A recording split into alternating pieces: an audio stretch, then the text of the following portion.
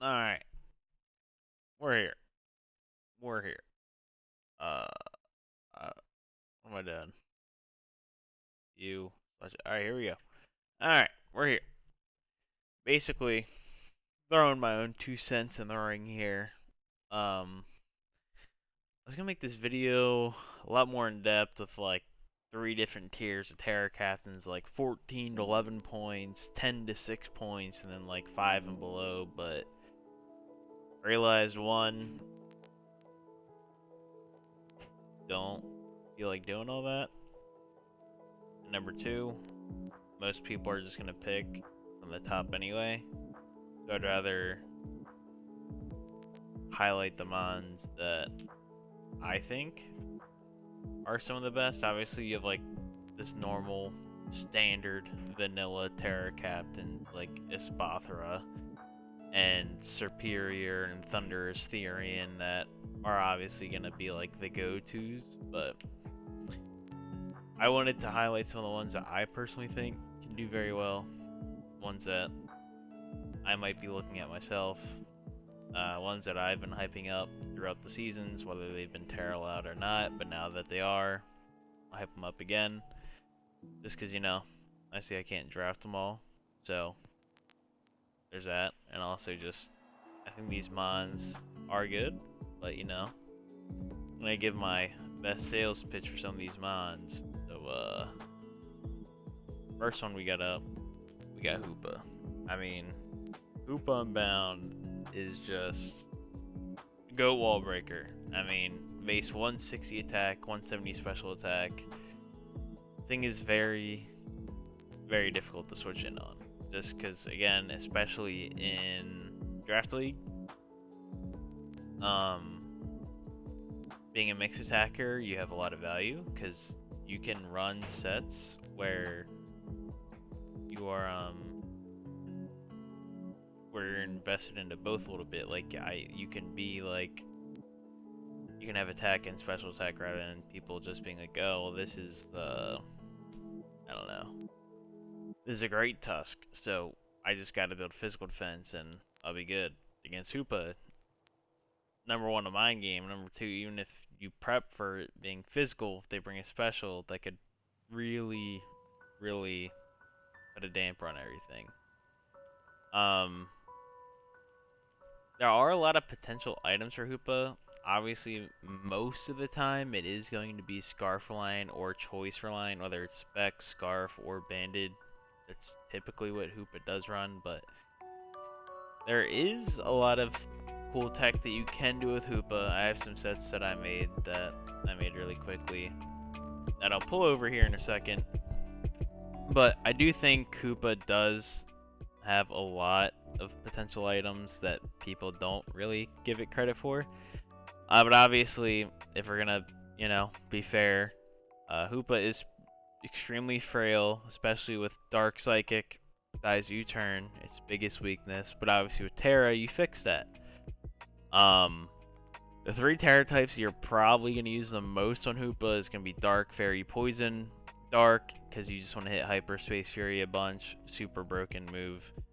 Fairy negates all your weaknesses pretty much, and Fairy's the best typing in the game, so why not spam the Fairy move? And Poison, because Gunk Shot, you have access to Gunk Shot, and being able to kill fairies is one of Hoopa's weaknesses. It can't really deal with fairies all that well, and if you're running a special set, you don't always want to run Gunk Shot if you're fully investing into special, so by being Poison, you now have access to Tera Blast, which is good.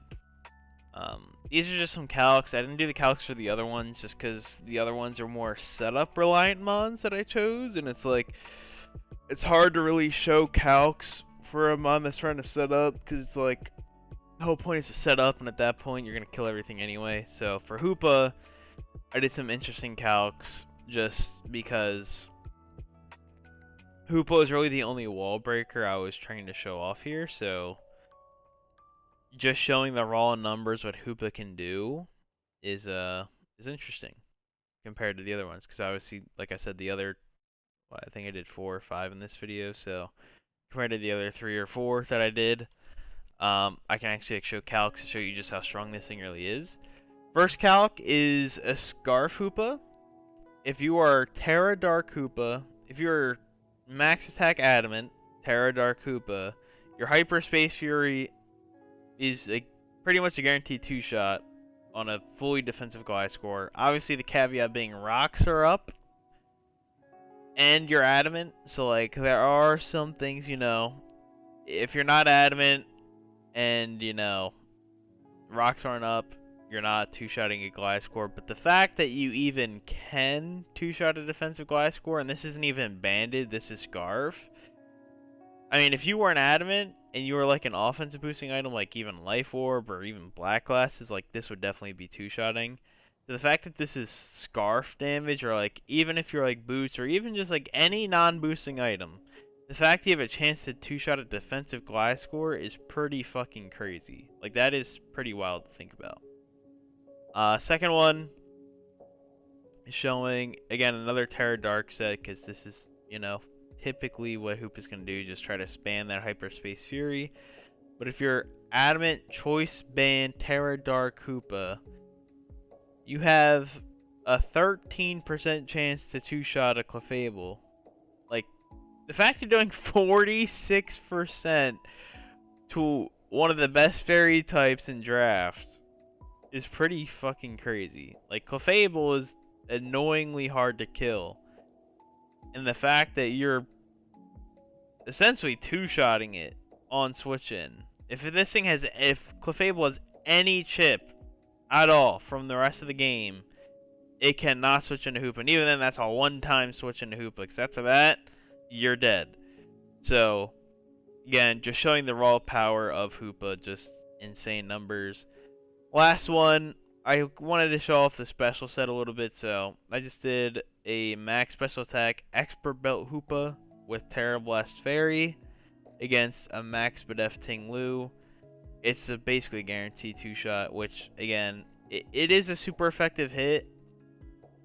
We also consider Tera Blast is low base power, and Ting Lu's Bedef paired with its ability does make it extremely bulky. So I know like this isn't the craziest calc in the world, but at the end of the day, it is a Ting Lu. Tera Blast isn't that strong of a move, but just showing you the raw power of having 170 base special attack. Like, you really don't even need a boosting item here. I just did extra belt because I didn't know what else to do. But, like, even if you're not boosted, this is still probably 2-shotting a Ting Lu, which is, again, just crazy to think about that, you know. Hoopa can just do things like that. But, again, pretty normal sets. Choice Band, Choice Specs. You could replace any one of these two sets for like a Choice Scarf. They're essentially going to be the same. Just this is a typical Bandit set. It's going to be a typical Spec set. Tera Blast Fairy. Here you just want to be Tera Dark Hyperspace Fury.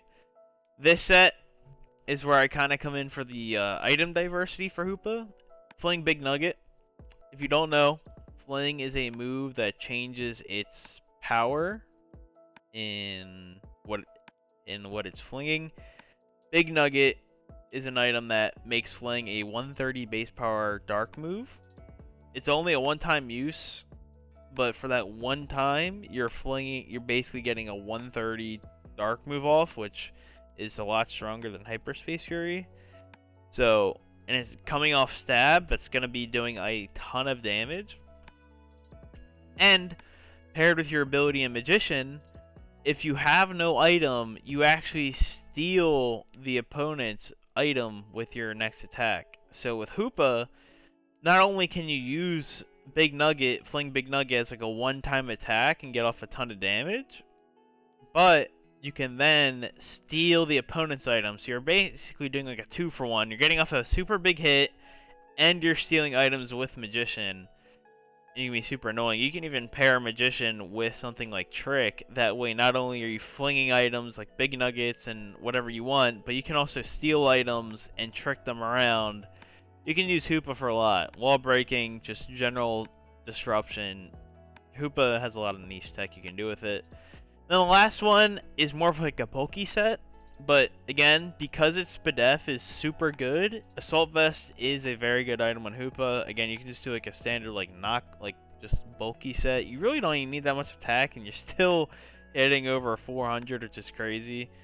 Its move pool isn't like crazy big, but it has the moves that it needs to be threatening. Future Sight, Focus Blast, obviously Hidden Power Access, Ice Punch for things like Garchomp, Landorus. You can even do like a Power Herb Phantom Force set if you wanted to, because Power Herb essentially is the same thing as Big Nugget. You just use Power Herb Phantom Force for the strong Ghost move, and then after that you can start stealing items again. Hell, you can even do a Resto Chesto set and start stealing items. Taunt, Access, very good. Thunder Wave, Toxic. You can even do Trick Room Service, and that way, with Trick Room Service, because again, one of Hoopa's weaknesses is that it's not that fast, but with Room Service, which in case you didn't know, it lowers your speed by 1 when Trick Room's active. So you can do Trick Room Service, get your speed as low as possible, and then once you're in Trick Room, you use your Room Service to get -1 speed, and then when you hit, you steal items. So it's kind of the same thing as Big Nugget, where you can do Trick Room Service, and then start stealing items while you're in Trick Room. Again, Hoop has a lot of potential in draft. I think it's very good. Again, I'm a big believer in it. Even outside of Tera, I think it's still very good. I mean, it's hard to really commit to in draft because, again, being weak to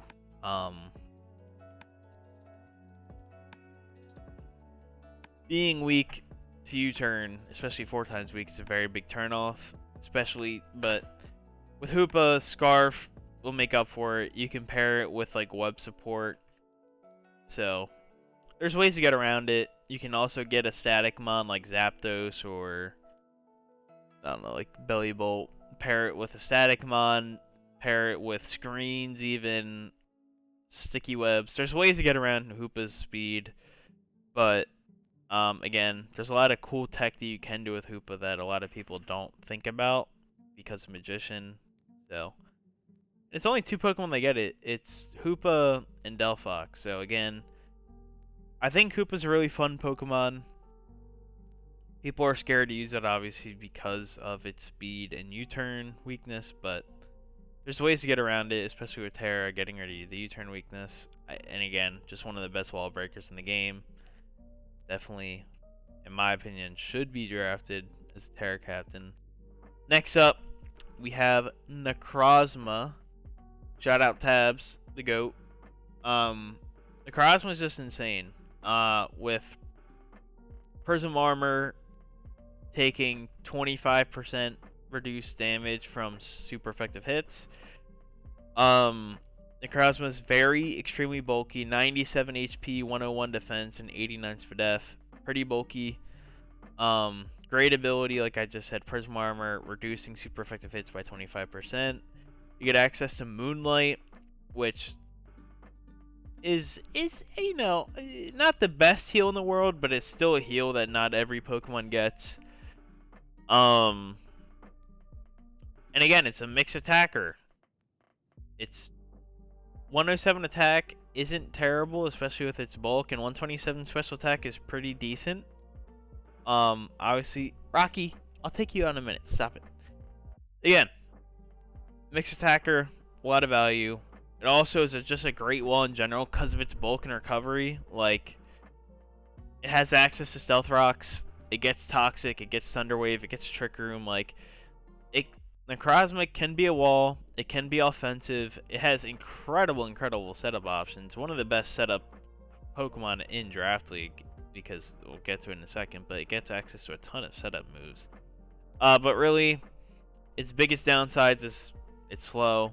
Base 79, it's 1 point slower than Hoopa, so, you know, 79 is pretty slow. Passive damage in general really screws over Necrozma, most notably Toxic, but that's where Tera Steel can come in, so you cannot get Toxic. But even then, if you just like burn it, forcing a tanky mon like Necrozma just to take passive damage in general just feels really bad, especially with things like boots or things like rocks and spikes, and even toxic spikes pre-Tera. It can really affect Necrozma's longevity in a game. Obviously, you can negate that with boots, but then you don't have something like leftovers or a resist berry, which at that point, you know, it just comes down to a prep thing. But passive damage does screw over Necrozma a lot, and then obviously the most notable thing being dark types to Necrozma. They really, Necrozma's only real move to hit dark types is Brick Break. And, you're not really bringing that to every game. So Necrozma kind of just gets hard walls by darks. Obviously, Tera Fairy negates that.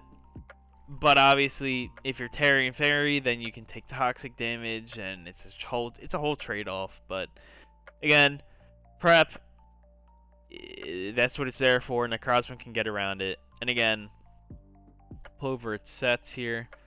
This is just like a normal Necrozma set. This is like a setup. This is like a prime Necrozma setup set. You can do Calm Mind, get your special attack and special defensive by 1. Rock Polish, get your speed up by 2. This is basically just this set right here is basically the Magirna set, but you can heal with Moonlight, which is pretty crazy. So again, just insane. Because again, with your ability, even if you're taking a super effective hit, Necrozma's biggest thing is dark types, and dark types usually run knockoff. So if you live that initial knockoff, or if you even just have like Colbur Berry, the dark types can't really hit you anymore because knockoff's gonna be useless after that first turn. So unless they're like have a different dark move or something else, you're gonna set up Calm Minds in their face, and you're just gonna kill them all with Sword Power at the end if the dark type's dead. But even then, you can do a normal, just like defensive Necrozma set with like Stealth Rocks, Knockoff, Photon Geyser, Earth Power. You can even do like just Thunderwave, Psyshock. It gets the moves it needs. Another fun set. You can do Tera Rock even for this one. Even though Steel and Fairy are like the best on Necrozma, you can do like a Tera Rock with Power Meteor Beam. And then that way you get +1 off the Meteor Beam. They can set up like a Rock Polish. Now you're +2 speed, +1 attack. Quick Photon Geyser Earth Power. Get your coverage out. Another possibility. Another thing you can do with Necrozma is, because he's a mixed attacker, you can actually run Dragon Dance. Yes, Necrozma gets Dragon Dance. And how Photon Geyser works is it does two things. It switches what it is. It's going to be a special attack if your special attack's higher, but if your physical attack is higher, Photon Geyser actually becomes a physically attacking move. So because now we're physically attacking Necrozma, Photon Geyser actually is now physically attacking, which means we don't have to run Zen Headbutt or Psycho Cut, which is very good. And it ignores abilities, which is pretty crazy. It's more niche things, but like, let's say you run into a Sturdy Mon and you're set up far enough, you can just, if you one-shot with Photon Geyser, you don't have to worry about Sturdy anymore because you one-shot them. Another thing, this is very prevalent back in Gen 7, which is why Necrozma was very good back then, but Mimikyu's Disguise, which essentially gives it a free substitute, Photon Geyser just hits through that. So if Mimikyu's in range of dying if Mimikyu gets one-shot by Photon Geyser, Disguise is not saving it. Trying to think of any other abilities besides like Sturdy and Disguise right now, but I can't off the top of my head. I'm sure I'm forgetting something, but yeah. But Photon Geyser, very strong move, and then you have access to things like Earthquake, Rock Slide. You even have access to Iron Head. But yeah, Necrozma just has crazy just setup moves in general. Like, we'll go through the status. Autotomize, Calm Mind, Dragon Dance, Iron Defense, Screens, Morning Sun, and Moonlight, which, they're the same thing. Rest, Rock Polish, Stealth Rock, Swords Dance, Substitute, Trick Room. Got anything down here? Gravity. Gravity is a good tech. Recycle. You can recycle berries. Like, again, there's a lot of tech you can do in Necrozma. It's, again, a ton of setup moves. Very, very good coverage. Heat Wave even. Just this mon is very good. It gets a lot of moves. It can do a lot. Again, just be weary of the passive damage, dark types, draft around it. You'll be good. Necrozma, the GOAT. Next up, Asilian Lilligant. I know I said I do like sleeper mons to Tera, and Lilligant isn't really like a sleeper Tera mon. It's one of the more standard Tera captains, if we're being real. But when I was looking at 13 points, like more like 14, 13 points, there's a lot more notable Tera captains around there than Lilligant. If I'm looking off the top of my head, we have things like Okidogi, and as you Terra Scolipede a few seasons back, that thing was demonic. Metagross, I think that is a way better Terra captain than Lilligant. And if we can move up to 14 again, we have things like Espathra, Hawlucha, Hydreigon even, Keldeo, Superior, Thundurus. Like, there's more notable Terra captains that people are going to go to, and I feel like Lilligant could be one of the ones that get slept on, just because, again, the biggest thing with Lilligant is that it is setup reliant. Like, look at those stats. Its base stats aren't that good. So unless you can get the Victory Dance or Swords Dance off, Lilligant isn't really going to be hitting it too incredibly hard, unfortunately. But again, Victory Dance is one of the best setup moves in the game, exclusive to Asilian Lilligant. It can be used on a Sun team as well with Chlorophyll to double its speed. That way you can just run like SD or Choice Band Chlorophyll sets, just hit extremely hard in the Sun. And especially if you're in the Sun, you can use Leaf Blade. You can use Solar Blade over Leaf Blade. So Lilligant, if you draft it with something like Torkoal or even like a Zard Y, gives you some options there. And good support moves, which we'll get to in a second here, because I'm about to show you something super, super demonic. I had to pull up the Amel tapes for this one. But yeah. But let's get into some Lilligant sets here, shall we? And one of the downsides I have is Hustle, but Hustle can actually work to Lilligant's benefit, and we'll see that off the first set here. And again, I guess I should be going over Terra types like I did the others. Terra Fighting, just spam close combat. Can't go wrong. Terra Ice, because you have access to Ice Spinner and Triple Axle. And Lilligant also struggles with hitting flying types, so doing Terra Ice or Terra Rock to hit the flying types, very beneficial. Obviously, if you're going up against something like Moltres, you'd probably want to do Terra Rock, but for the most part, Terra Ice, very good for Lilligant.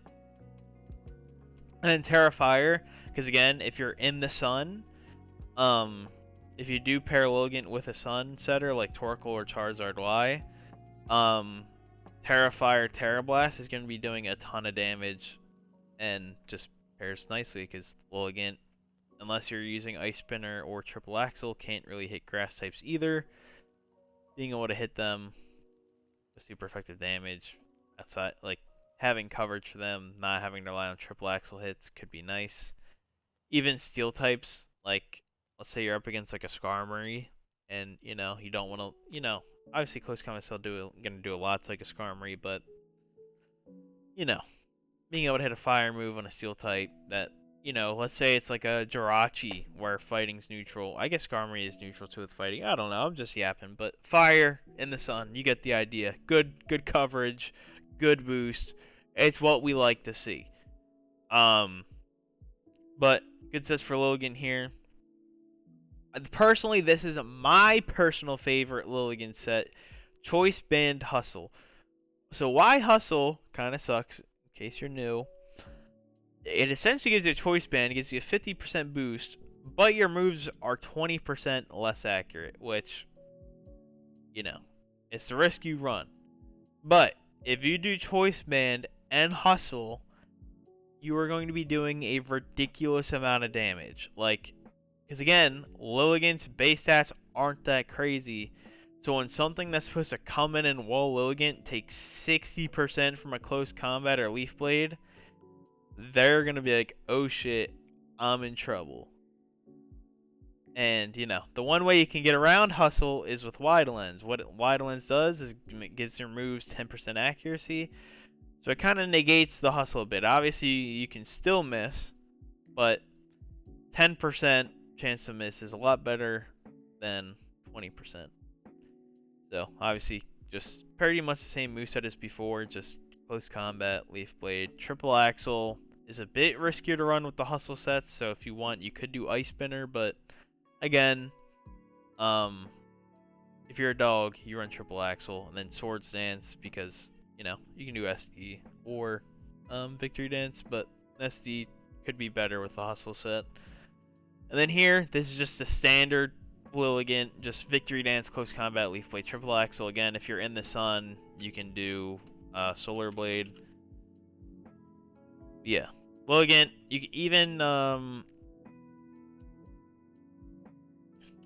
even with this, if you wanted to, you could do Axe Kick. That way you're not lowering your defenses with the Victory Dance. It's pretty much high jump kick, but 10% less power, but you have 30% chance to confuse. It's a risky run. It's just, do you care about lowering your defense? Sometimes you do, sometimes you don't. If you do, you can run Axe Kick. If not, just run Close Combat. But where Lilligant shines super secretly is its utility. Because if you look at its status, it's one of the few mons in the recent gens that get defog. Gets Encore Aromatherapy, so it can be a cleric, and it can prevent other setup. Leech Seed, as most grass types get. Toxic, which is good, because again, it gets it from the normal Lilligant. So in that dex, it gets access to Toxic, which is very good. And again, just gets good moves like Sleep Powder, Sun Spore, Leech Seed, you know. But if you want to see some crazy Lilligant tech, God, when was this? This is February 17th of this year, back in the BBR. Blunder brought quite possibly the most fire set I've ever seen a human being bring. Max Defense Lilligant with a Blunder policy. Stun Spore, Defog, Encore, Healing Wish. No one attacking Hisuian Lilligant. And I mean, this thing actually did... If you watch the game, I mean, it actually didn't do that bad. It didn't do that bad. And, like, obviously this is just Amel things, but, you know, that is a set you can run. And, Amel is forever my goat. Forever my goat. So, that's Hisuian Lilligant. And then, we have two more. Next up, this one I've been talking about forever, my boy Lucario. I think he's probably the most slept on Tera captain of all time. We saw Mephisto use it, I think like a year and a half, 2 years ago at this point, and I think BBR season 4 or 5. This thing is just, again, mixed attacker, very strong in draft because you can hit from both sides. You can bring it mixed a lot of the weeks. You can bring it full special, full physical. They're going to have to try to get around it. Again, like Necrozma, insane setup options with we'll get to in a second. It can set up on both sides, physical and special. Just Lucario, probably the best priority mon in Pokemon that I can think of off the top of my head. Just best priority all around. Again, it has physical and special priority, which again not a lot of mons have. Downsides, status. If you're physical and you get burned, that feels pretty bad. If you're an agility set, if you get hit by a Thunder Wave, that feels pretty bad. If you're trying to set up and you get put to sleep, that feels pretty bad. And again, because you're frail, you kind of have to pick your battles with what you're setting up in front of.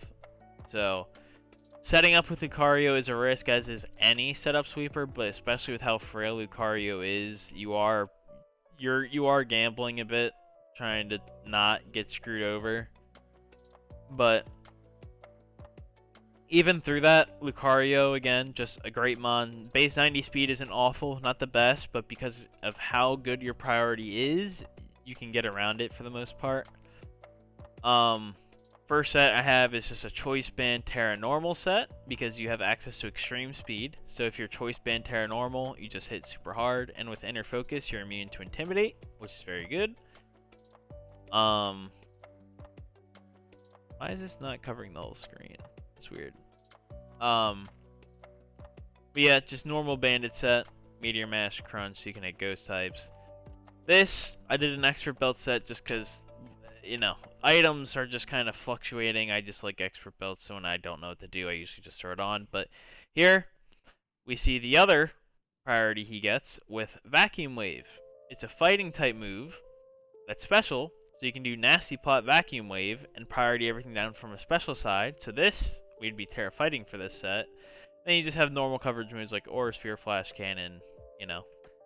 This, again, his other third priority move, so we went over Extreme Speed, Physical Normal, Vacuum Wave, Special Physical, or Special Fighting. Then here, we have Bullet Punch, which is Steel and Physical. So you can do Terror, Steel, Bullet Punch, and you can do Swords Dance. So you can do Swords Dance, Bullet Punch, or Swords Dance, Extreme Speed, and just kill everything. Again, just normal sets after that, but again, with Bullet Punch, Vacuum Wave, and Extreme Speed, it's going to be a ton of priority for teams to deal with. They're going to feel overwhelmed at times. Here I just put on the setup moves, but I mean, we can just go through. Agility, Bulk Up, Calm Mind, Hone Claws. So again, if you want to use things like, I mean, what moves does he have that misses? Really? Blaze Kick, Cross Chop, which is actually pretty crazy. If you get a fucking Hone Claws off with Cross Chop, that could be pretty crazy with the high crit chance. High Jump Kick even. Like, again, Hone Claws has viability on Lucario. Let's keep going. Iron Defense, if you want to get bulky for some reason. Nasty Plot, Swords Dance, we just went over. You can even copycat moves. Like, you can even endure with like a Salac Berry or a Lychee Berry. And Salac Berry gives you speed if you get under a quarter health, and Lychee Berry gives you attack. Like, there's a lot of things Lucario can do. A lot of things Lucario can do. You can even do Endure Weakness Policy. And then if you get hit by a super effective move with the Weakness Policy, Endure Weakness Policy, you can start sweeping the team right there with Extreme Speed or whatever coverage moves you have. Like, Lucario can do it all. He's a GOAT. You can even do Agility turn 1. They bring out, like, something that's supposed to beat you. You then Endure. You're now plus... You're basically Shell Smash Lucario. Like, Lucario has a ton of tech. I love this mon. It's super, super fun. I might draft it. I might not. I don't know. But if I don't draft it, one of you motherfuckers got to draft it. Because Tera Lucario sounds like a ton of fun. And if I don't draft it this season, I definitely have to draft it next season before Gen 10 comes out. Or whenever our last season before Gen 10 is, I'm definitely drafting Lucario before Tera is gone. Because once it's gone, not having Tera Lucario will probably be one of my biggest regrets. So I definitely am drafting Tera Lucario before Gen 10. Whether it's this season or a future season, it's going to happen. It's just, I got to figure out when and where. Then for the last mon of the video, we have Feraligatr. I mean, again, not the craziest Tera captain in the world. But you know, at 11 points, is he 11 points? No, he's 12 points. No, he is 11. Wow, that's crazy. But again, if you look at the mons around Feraligatr, it can be kind of overshadowed in the Tera department. If we're looking at 11 points, you have things like Galarian Moltres, Heracross, Iron Leaves, and Jugulus. Porygon Z, that Mnaz and Croc both kind of covered. Slitherwing, Staraptor. So there's a lot of competition just in 11. And then even if you go a point above it, you have things like Ceruledge, Basculegion, Gyarados, Iron Crown, Low Kicks, Monkey Dory, and then you keep going up, and there's just better and better Tera captains. So I do think Feraligatr is overshadowed a bit. Not anything crazy, like he's not like a terrible Tera captain, but I definitely think there is a lot of competition that he does have to compete with. But in general, I think he's very good. Again, like all the other ones besides Hoopa, he's a good setup sweeper, access to Dragon Dance and Swords Dance. Sheer Force, just one of the best abilities in Pokemon, just super strong. Access to priority with Aqua Jet, and unlike Lucario, he has great bulk. or not great, but he has pretty good bulk with 85 HP, 100 defense, and 83 spadef. So while you're setting up dragon dances and or a swords dance, you don't have to worry about taking too much damage because you have the bulk to withstand it as you're trying to dragon dance or if you're trying to SD. You even have access to agility, so you can do agility as swords dance. That way you can choose, like, everything's weakened in the late, why don't you just pop an agility so I can kill everything, or say it's early in the game, it's like, I just want to get my damage off now for something else to win, you can pop your swords dance, have that do it. Or if the person's just asleep at the wheel, you can agility SD and just win the game on the spot. But, kind of like Hoopa and Necrozma, he is pretty slow, base 78, which is kind of funny because we had a base 80, 79, and 78 in this video. Yeah, base 78 is not the fastest, so even if you get up one dragon dance, you're still gonna be slower than a lot of things, especially if they're scarfed. And for alligator, traditionally, just can't kill bulky waters. Again, I went over it in my video about like team building. Bulky waters are a very common thing in Draft League. They're a big staple for a lot of teams, and for alligator, can't really deal with them.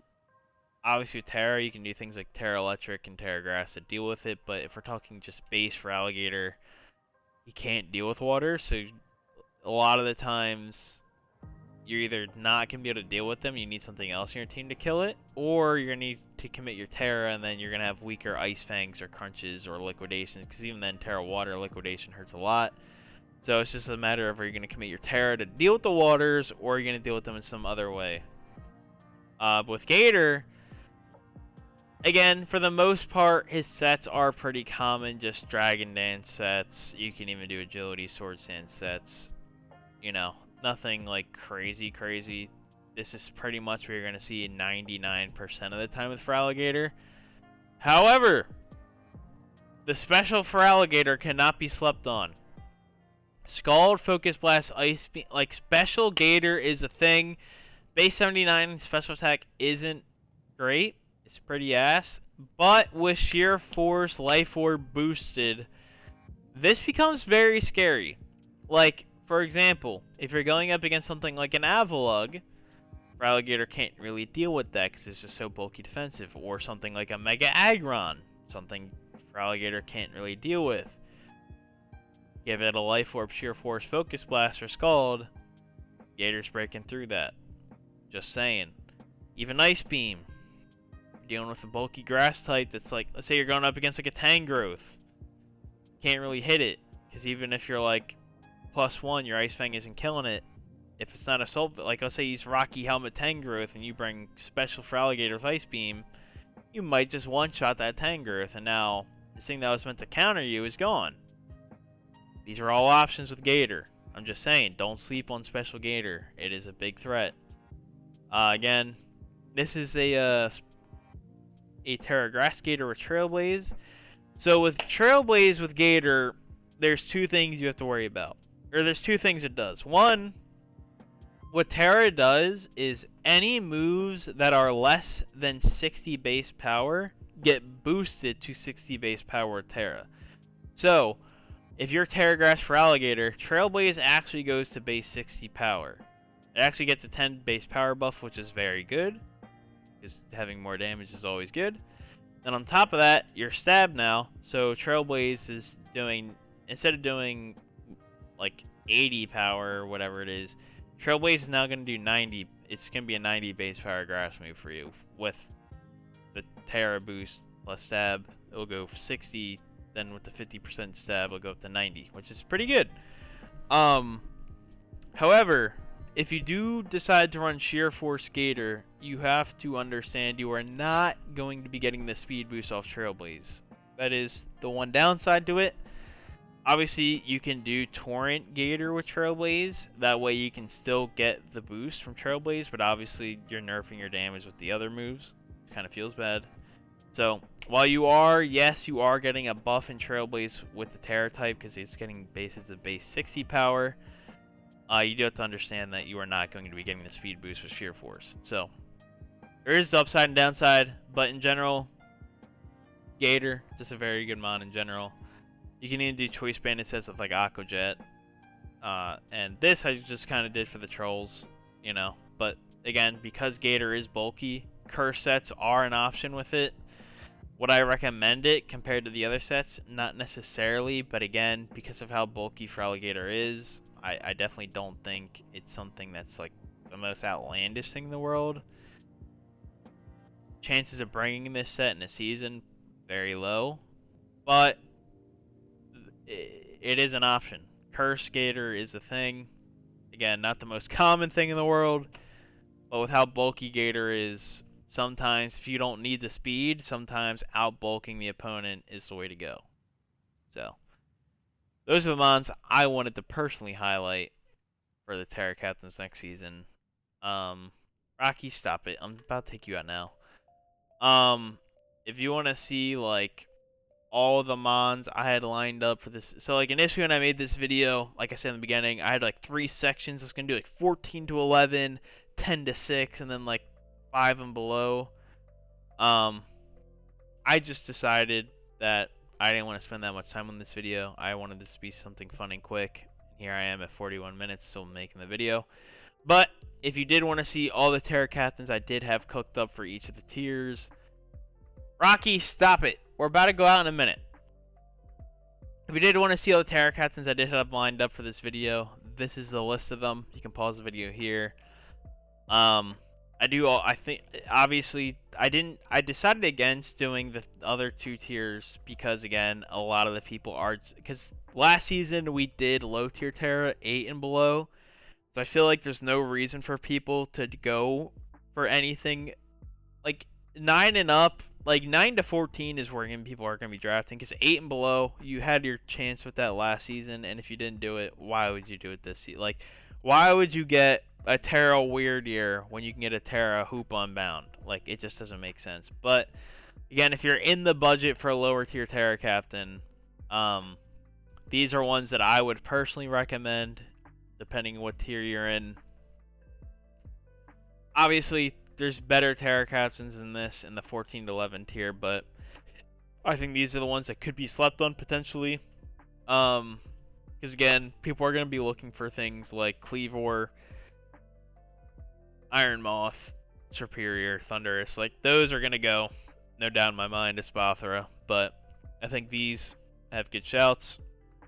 The ones that I highlighted are the ones that I'm personally the most excited for. And then all the other ones, I think if you're in the point tier, like if you're drafting your team or you're prepping your team and you want a Tera Captain in these tiers for whatever reason, I think these are Tera Captains that are very well. Most slept on mon in the draft potentially is probably going to be Wobbuffet. If he gets drafted, that could be crazy. Gothitelle, another good option for Tera. And just in general with Wobbuffet having Shadow Tag now. But, that's going to be that. If you liked the video, cool. If you don't, go fuck yourself. But, yeah, those are my Tera Captains. And, this is like the Ice Bucket Challenge. We're just tagging people in and out. Whoever's next, do your video. I'm out of here.